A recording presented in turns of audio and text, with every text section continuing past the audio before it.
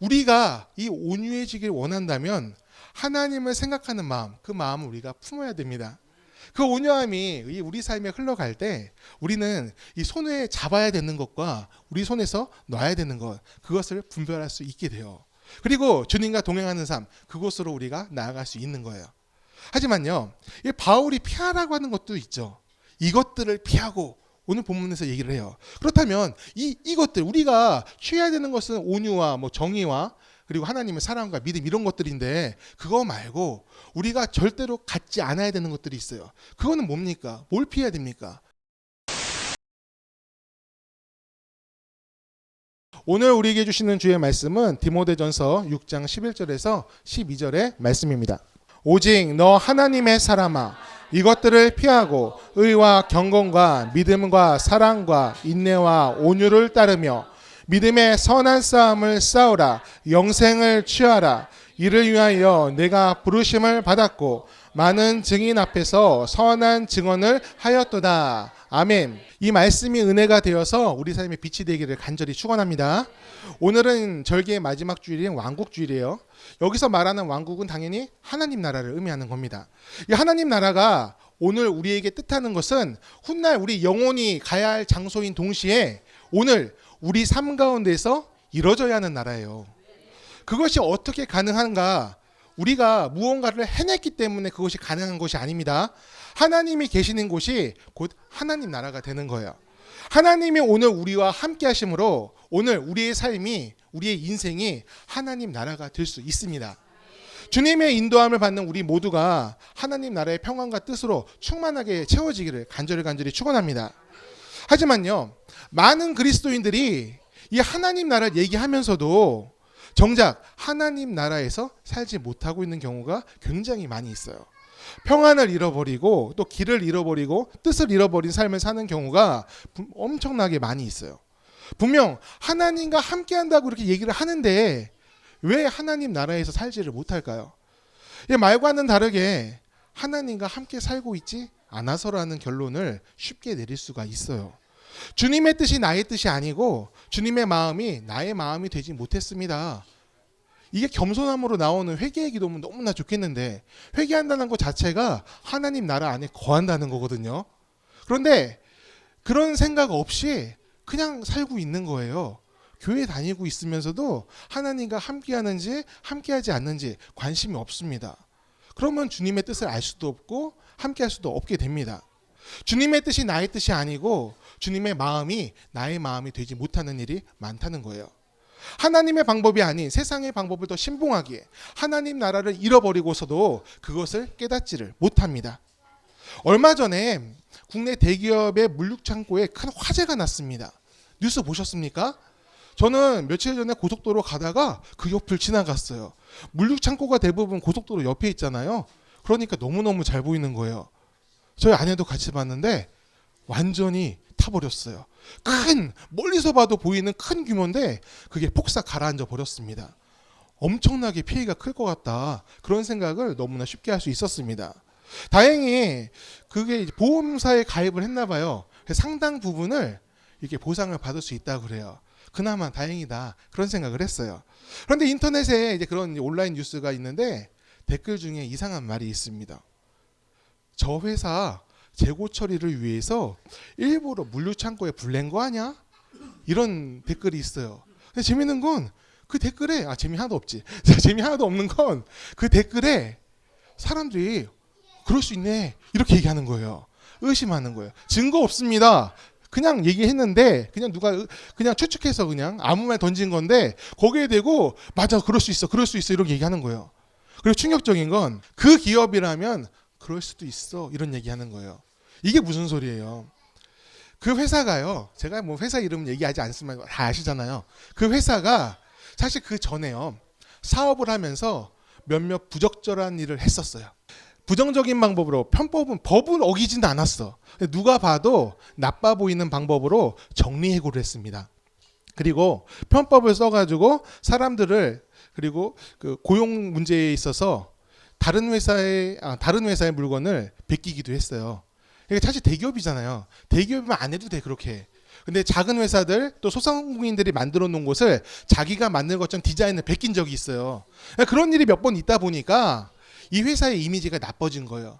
그러니까 큰 피해를 입었는데도 불구하고 그 회사라면 일부러 불릴 수 있어. 돈 되는 거면 뭐든지 하는 회사 아니야? 이런 이미지가 있는 겁니다.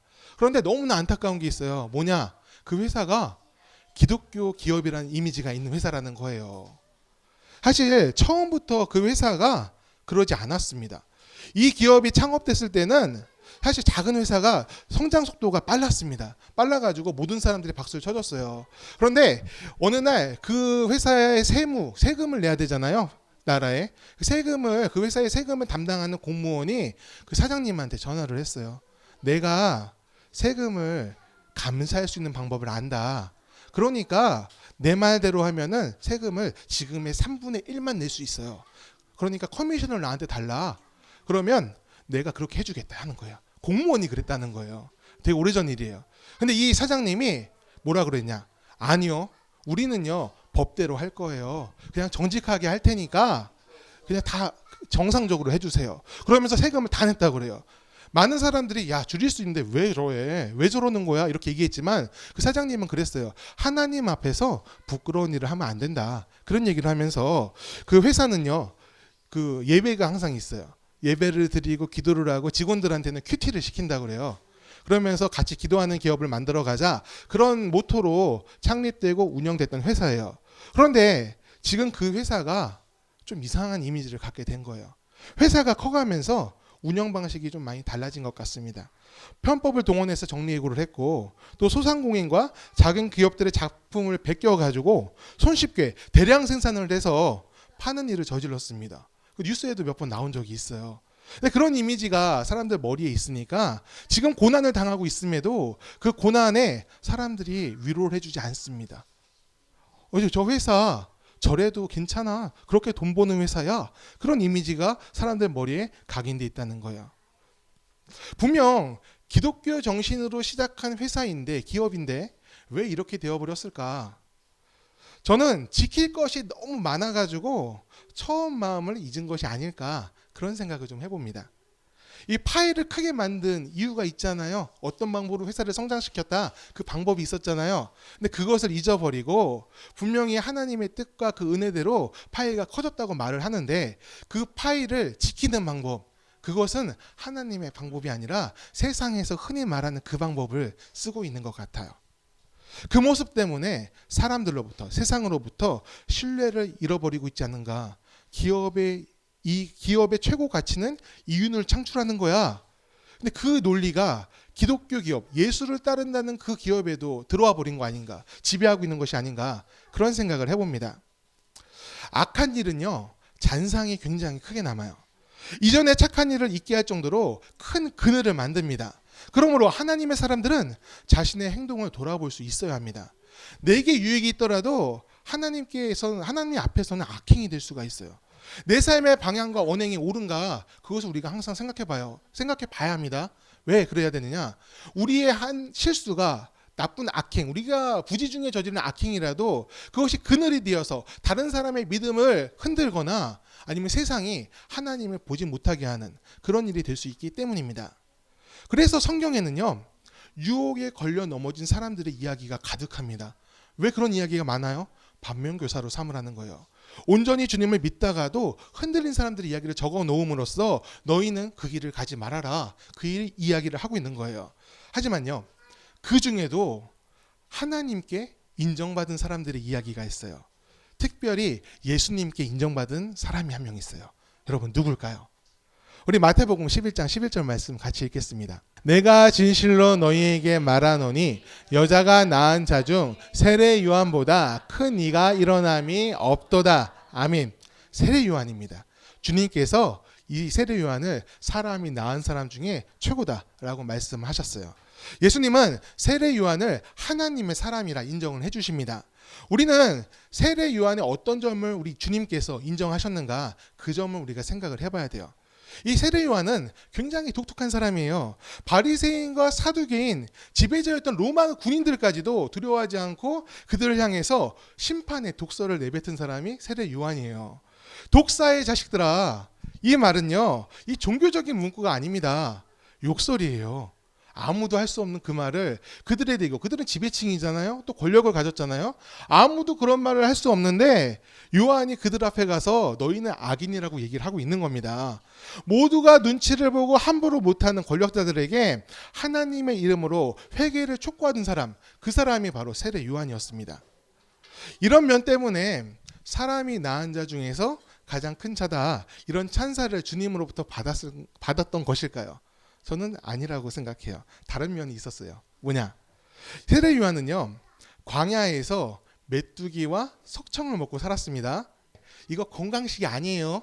어떤 사람은 꿀 먹고 자랐네, 메뚜기, 단백질 덩어리네 그러면서 건강식이라고 그래. 아니에요. 먹을 게 없으니까 그것도 잡아다 먹고 긁어다 먹고 막 그런 겁니다. 진짜 없이 살았다는 거예요. 세례 요한의 초상화는 없습니다. 그런데 가끔 인터넷에다가 상상도를 그린 거 보면은 세례 요한이 막 우락부락한 사람으로 막 그러는 사람이 있어요. 가죽 옷을 입고 머리는 풀어헤치고 근육질의 남자로 그려놨습니다. 근데 전 이거 뻥이라 생각해요.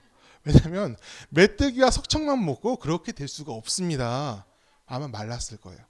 초췌했을 거예요. 근데 기인처럼 보였을 거예요. 왜냐하면 그렇게 사는 사람이 없으니까. 세례 요한은요, 그렇게 살 필요가 없던 사람이에요, 사실. 세례 요한의 아버지가 누군지 여러분 기억하십니까? 누가복음에 나오잖아요. 사가랴. 이 사가랴는요, 성전의 제사장 중에 한 명이었어요. 이 사회의 주류입니다. 그 종교의 중심에 있던 사람이에요. 제사장직은 세습이잖아요. 그러면 아버지를 따라 제사장이 될 수 있는 겁니다. 요한도 제사장이 될 수 있었어요. 하지만 그렇게 하지 않았던 거예요. 그러니까 지금 광야로 나가서 살았던 거예요. 왜 그랬을까요? 하나님의 부르심이 거기 있었을 겁니다. 너는 나의 일을 해야 된다. 어떤 일을 해야 됩니까? 주의 일을 준비하라. 예수의 오실 길을 예비하라. 이게 요한이 할 일이잖아요. 그거에 대한 부르심에 응답을 했을 거예요. 그런데 그 부르심은요, 가난에 대한 것은 아니었을 거예요. 성경 그렇게 쓰고 있지 않으니까. 그런 내용 없지 않습니까? 주의 길을 예배하라. 회개를 촉구하는 사역을 해라. 이게 요한의 부르심이에요. 요한이 촉구한 회개는 통렬한 반성이에요. 그저 내세 구원을 위해서 회개를 촉구한 게 아니에요. 지금 살고 있는 사회에 대한, 특히 종교 지도자들에 대한 통렬한 외침이었습니다. 저는 이 부분을 묵상하면서 그런 생각을 해봅니다. 요한이 성전 제사장이었다면 과연 주님의 길을 예비하는 선지자가 될 수 있었을까? 그런 생각을 해봐요. 제사장이었다면 주변 사람들이 누구겠어요? 아버지의 동료든지 같이 제사를 드리는 친구든지 다 가까운 사람들일 거 아니에요. 서로 신세를 주고받았을 거 아니에요. 도움도 주고받고. 이 상하관계로 맺어진 계급관계였다면 그렇게 통렬하게 회개를 선포할 수 있었을까? 제사장들이 오고 사두개인들이 오고 바리새인들이 오고 로마 군인들이 오는데 자주 보던 그 사람들을 향해서 독사의 자식들아 외칠 수 있었을까요? 도움받았던 것도 많았을 텐데 연결된 사람들한테 과연 그럴 수 있었을까요? 요한은요, 이 회개의 사역, 하나님 앞에 그 담대함, 그것을 얻기 위해서 모든 것을 끊어내기 위해서 스스로 광야로 나갔던 거예요. 일부러 내가 손에 쥐고 있던 것을 놔버렸어요. 가만히 있었으면 제사장이 될 수 있고 어느 정도 지위와 그리고 그 안락한 삶이 보장된 그 삶을 버리고 스스로 쥔 것을 내려놓고 광야로 나갔던 겁니다. 왜 그랬냐? 그것을 쥐고서 하나님의 일을 감당할 수 없었기 때문에 그래요. 요한은 그렇게 생각한 것 같아요. 요한 스스로가 손에 쥔 것을 내려놨습니다. 스스로 지킬 것 없는 빈자가 되어서 세상을 향해서 또 권력자에게도 회개를 촉구하는 선지자의 길로 나아갔습니다. 우리가 쥐고 있는 것이 하나님의 일을 하기에 불편한 건지 아니면 편리한 것인지 한번 생각해 볼 필요가 있어요. 그것을 쥐고 우리가 손에 쥔 것 때문에 주의 일을 할 수 없다면 요한처럼 내려놓는 용기도 사실 필요합니다. 하지만 그렇다고 해서 요한처럼 메뚜기를 먹고 돌에서 꿀 막 캐먹고 그럴 수는 없잖아요. 빈자 되는 거는 쉬운 선택이 아니잖아요. 모두가 보편적으로 할 수 있는 선택이라 생각하진 않습니다. 그러면 우리는 요한처럼 할 수 없으니까 요한은 특별한 사람이야 하고 밀어버리고 그냥 우리 살 길 사는 거, 갈 길 가는 거, 그게 정답인가요? 저는 요한의 모습을 통해서 요한이 왜 그런 선택을 했는지, 무엇 때문에 그런 선택, 손에 쥔 것을 내려놓는 선택을 했는지 그 이유를 살펴볼 필요가 있다고 생각을 해요. 세례 요한은요, 하나님의 뜻을 품기를 원했습니다. 그 뜻에 따름에 있어서 환경 때문에 물러서고 약해지고 멈추지 않으려고 한 거예요. 우리도 그러면 그렇게 해야 되는 거예요. 요한처럼 하나님의 뜻을 품는 방향으로 가야 되는 거예요. 그렇다면 우리를 향한 하나님의 뜻이 무엇이냐, 그것도 알아야 되잖아요. 오늘 우리가 읽은 본문에 그 답이 있습니다. 우리 11절 말씀 같이 읽겠습니다. 함께 읽습니다. 오직 너 하나님의 사람아, 이것들을 피하고 의와 경건과 믿음과 사랑과 인내와 온유를 따르며. 아멘. 하나님의 사람에게 필요한 것이 여기 다 나와 있습니다. 의와 경건과 믿음과 사랑, 인내와 온유가 필요하다고 얘기를 하죠. 다 중요한 것이죠. 하지만 저는요, 특별히 이 온유에 대해서 좀 살펴봤으면 좋겠어요. 하나님의 온유함을 우리가 따르고 있습니까? 이게 점검이 돼야 돼요. 온유함이 우리에게 있어야 합니다. 우리는 흔히 온유를 이 부드러운 마음이라 생각을 해요. 따뜻한 마음이 온유함이야. 그래서 아이를 낳으면은 이름을 온유라고 짓기도 하죠. 온유가 제 주변에도 한 4명은 있는 것 같아요. 저는 은찬이 이름 질 때도 은혜로운 찬양이라 졌잖아요. 저는 되게 특별하게 졌다 생각했습니다. 근데 그 생각 저만 한 게 아니더라고. 이름 많아요. 제 친구 중에서도 이미 2명이나 있어요. 난 몰랐어. 걔들 아들들 이름이 은찬인 줄. 근데 제 주변에 벌써 3명이 있는 거예요. 온 세상에는 몇 명이 있을까요? 셀 수 없이 많겠지. 어쨌든 뭐 이름이 그런데 온유란 이름 잘 져요, 사람들이. 좋은 뜻이라 생각을 해서. 그런데 성경에서 말하는 온유는 부드러움도 맞긴 해요. 그런데 진짜 부드러움일까? 그것만 있을까? 온유에 쓰인 헬라어는 프라우테스라는 단어입니다. 이 단어에는요, 겸손이라는 이름도 들어가 있어요. 그런 뜻도 들어가 있습니다. 이 겸손은 자신을 낮추다, 드러내지 않는다, 또 복종한다는 의미가 있습니다. 다시 말해서 온유는 하나님의 뜻 앞에 자신을 낮추는 사람, 복종하는 사람을 의미하는 거예요. 그런데 이 복종의 의미를 나타내는 단어는 다른 것들도 있습니다. 더 철저한 복종 얘기하는 거 있어요. 그런데 그 단어를 꺼내서 쓰지 않고 왜 하필 온유라는 단어에 그 순종과 복종을 넣어놨을까요? 그것은 하나님께 복종하는 것은 기계적으로 하는 마음이 되어서는 안 돼요. 훈련됐기 때문에 툭 치면 나오는 그런 게 되어서는 안 된다는 겁니다. 기계적인 복종은 하나님의 기쁨이 되지를 못합니다. 성경에 하나님의 사람이라 인정받는 사람이 세례 요한 말고도 여럿이 나옵니다.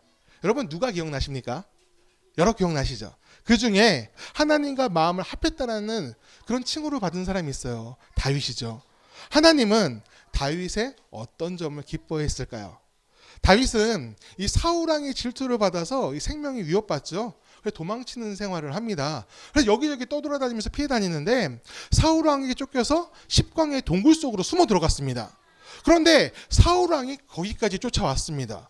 그 순간 사울 왕이 용변이 마려웠나 봐요. 다윗이 숨어있는 동굴로 사울 왕이 용변을 보러 들어왔어요. 용변 볼 때 누가 데리고 들어온 경우 없잖아요. 밖에서 지키고 있어. 나 금방 해보고 나갈게. 그러고 들어간 겁니다. 그 뒤에는 다윗과 그 부하들이 있는 겁니다. 다윗의 부하들이 난리가 났어요. 하나님께서 기회를 주셨다고 이 공고함에서 벗어나게 하시고 우리에게 영광의 때를 열기 위해서 저 사울왕의 목숨을 우리에게 맡기셨다. 막 그렇게 얘기를 하는 겁니다. 신났어요. 당장 죽이자고 얘기해요. 그런데 여러분 다 아시잖아요. 결론이 어때요? 안 죽였어요. 안 죽인 이유가 뭡니까? 사울왕을 긍휼히 여겨서가 아닙니다. 다윗이 이렇게 얘기를 해요. 하나님께서 기름 부어 세운 자를 내 손으로 죽일 수 없다. 이 말은요, 사울왕을 존중해서 한 말이 아닙니다. 눈에 보이지 않아도 항상 곁에 계시는 하나님, 그 하나님을 존중하고 그 하나님 앞에서 자신을 낮춘 거예요. 이게 온유예요. 하나님 앞에서 나를 낮추는 것. 그 뜻이 나의 뜻보다 앞에 서는 것. 그것이 바로 온유입니다. 다윗에게 하나님은 자신을 지켜주신 신의 의미가 아니었습니다. 나의 주인, 나의 친구, 나의 동반자, 나의 하나님. 다윗에게 하나님은 그런 분이었습니다. 하나님을 생각하는 마음, 그 온유함이, 그 다윗의 온유함이 오늘 우리의 것이 되길 바랍니다. 우리가 이 온유해지길 원한다면 하나님을 생각하는 마음, 그 마음을 우리가 품어야 됩니다. 그 온유함이 우리 삶에 흘러갈 때 우리는 이 손에 잡아야 되는 것과 우리 손에서 놔야 되는 것, 그것을 분별할 수 있게 돼요. 그리고 주님과 동행하는 삶, 그곳으로 우리가 나아갈 수 있는 거예요. 하지만요, 이 바울이 피하라고 하는 것도 있죠. 이것들을 피하고 오늘 본문에서 얘기를 해요. 그렇다면 이것들 우리가 취해야 되는 것은 온유와 정의와 그리고 하나님의 사랑과 믿음 이런 것들인데 그거 말고 우리가 절대로 갖지 않아야 되는 것들이 있어요. 그거는 뭡니까? 뭘 피해야 됩니까? 그 답은요, 우리가 오늘 읽진 않았는데 바로 윗절인 10절에 나옵니다. 우리 10절 같이 읽겠습니다. 돈을 사랑함이 일만 악의 뿌리가 되나니 이것을 탐내는 자들은 미혹을 받고 믿음에서 떠나 많은 근심으로써 자기를 찔렀도다. 아멘. 왜 하필 돈을 얘기하셨을까요? 여러분 돈 좋아하시죠? 저도 그래요. 은행 잔고가 좀 쌓여있으면 얼마 되지 않아도 든든합니다. 근데 왜 하필 돈을 얘기할까요? 돈에 사람들이 많이 걸려 넘어지니까 돈을 얘기하는 거예요. 지금도 그렇고 예수님 시대도 그렇고 더 오래전부터 물질, 이 돈은 항상 사람들의 마음을 흔들었습니다. 돈 때문에 사람을 배신하고 돈 때문에 사람을 죽이는 일, 오늘날도 벌어지고 있잖아요. 옛날도 다르지 않았어요. 항상 그랬습니다. 사람들이 만든 우상들도 이 돈과 관련이 많았습니다. 우상의 이름은 계속 바뀝니다. 몰록, 바알, 맘몬 이렇게 많이 변해왔는데 그들이 물질을 주관하는 신이란 건 변하지 않았어요. 그 신한테 잘 보이면은 우리가 부자가 될 거야, 우리가 권세를 가지게 될 거야, 다 똑같다는 거예요. 왜 변하지 않았을까요? 신의 이름 바꿨으면 그 속성도 바뀌어야 되는데 왜 안 변했을까? 사람들이 그것을 원하기 때문이에요. 나 돈 많았으면 좋겠다, 나 부자 됐으면 좋겠다, 권력 가졌으면 좋겠다. 그 사람의 속성은 몇천 년이 지나도 바뀌지 않았습니다. 똑같아요. 이 돈이 지배하는 세상이라고 생각을 하니까 신도 돈을 써야 되는 거예요. 복을 주려면 돈을 주세요, 이렇게 얘기하는 겁니다. 하지만요, 우리 하나님께서는 오늘 본문에서 다른 얘기를 하세요. 그것들로부터 벗어나라라고 얘기를 하세요. 너희가 너무나 소중히 하는, 또 숭배까지 하는 그 돈으로부터, 물질로부터 너희가 벗어나야지 나의 복을 누릴 수 있다, 그 얘기를 하십니다. 그것들이 올무가 되어서 하나님의 뜻을 품지 못하게 할 수도 있기 때문에 그래요. 실제로 많은 사람들이 이 물질 때문에 걸려 넘어지고 하나님을 떠나서 패망의 길로 갔습니다. 이건 예를 들 필요가 없잖아요. 흔히 볼 수 있는 이야기예요. 돈이 전부인 줄 알았으나 그 삶의 끝에서 허물을 만난 사람들의 이야기는 우리가 흔히 들을 수 있는 이야기입니다. 하지만 그래도요, 그런 이야기를 너무나 많이 알고 있어도 우리는 벗어나지 못해요. 세상의 사람들도 벗어나지 못합니다. 돈이 이 삶에 끼치는 영향력이 너무나 강력하니까 그렇죠. 그래서 하나님께서는 두 주인을 섬길 수 없다고까지 말씀하시면서 선택을 요구하세요. 너희의 주인이 이 세상의 물질이냐 아니면 나냐, 너희가 직접 정하라고 얘기를 하십니다. 이 말은 떠나라는 것이 아니죠. 돈을 따르라는 것이 아니죠. 너희가 나의 백성인 것, 나의 소유인 것을 잊지 말라고 강하게 얘기하시는 거예요. 이 말씀은 돈이 필요 없다는 뜻이 아닙니다. 돈 다 버리고 나만 바라봐, 그 의미가 아니라는 거예요. 예수님도 돈을 활용하시면서 말씀을 하시잖아요. 달란트의 비유, 드라크마 비유, 또 세겔의 비유 많잖아요. 돈을 활용하시면서 그 말씀을 전하셨어요. 또 성전에 반세기를 바치기까지 하시잖아요. 돈을 쓰셨어요. 돈은 삶을 이뤄가는 중요한 것이에요. 하지만 그것이 우리 삶의 방향까지 정하도록 하지 말라는 겁니다.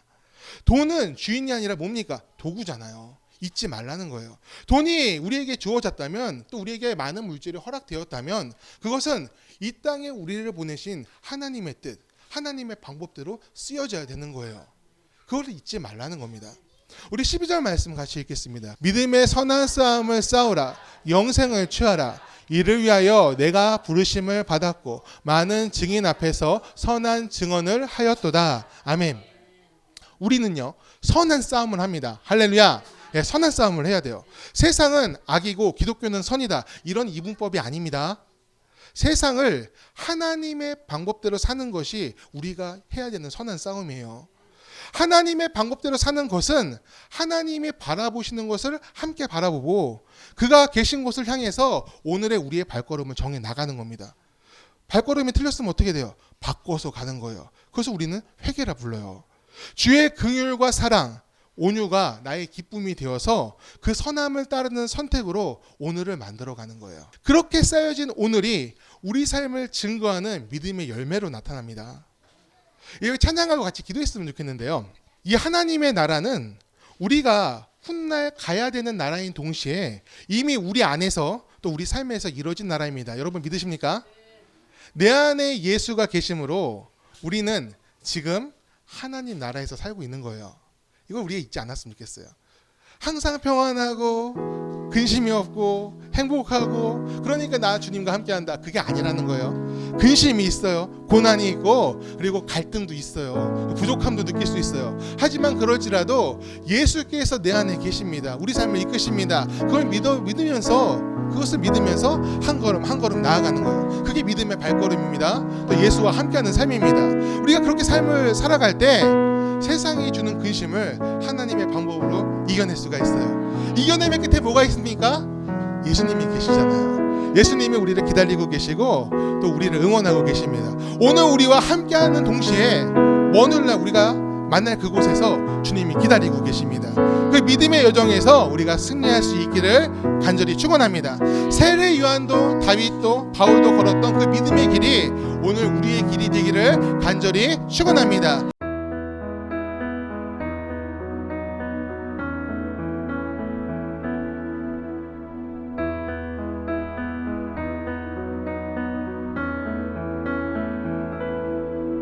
주 선한 능력으로 안으시네. 그 크신 팔로 날 붙드시네. 절망 속에도 흔들리지 않고 사랑하는 주 얼굴 구하리.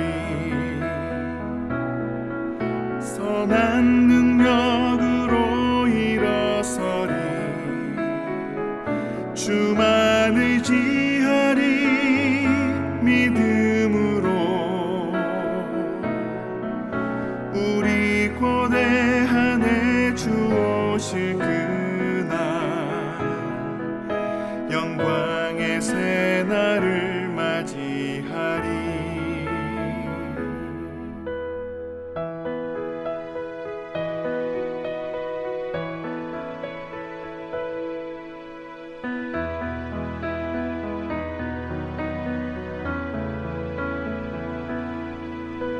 이전에 괴로움 날에 워싸고 고난의 길을 걷는다 해도 주님께 모두 맡긴 우리 영혼 끝내 승리의 날을 맞으리. 주님이 마신 고난의 쓴 잔을 우리도 감사하며 받으리. 주님의 남은 고난 채워가며 예수와 복음 위에 살리라. 선한 능력으로 일어서리. 주만 의지하리. 믿음으로 우리 고대한에 주 오실 그날 승리의 새날을 맞이하리. 선한 능력으로 일어서리. 주만 의지하리. 믿음으로 우리 고대한에 주 오실 그날 영광의 새날을 맞이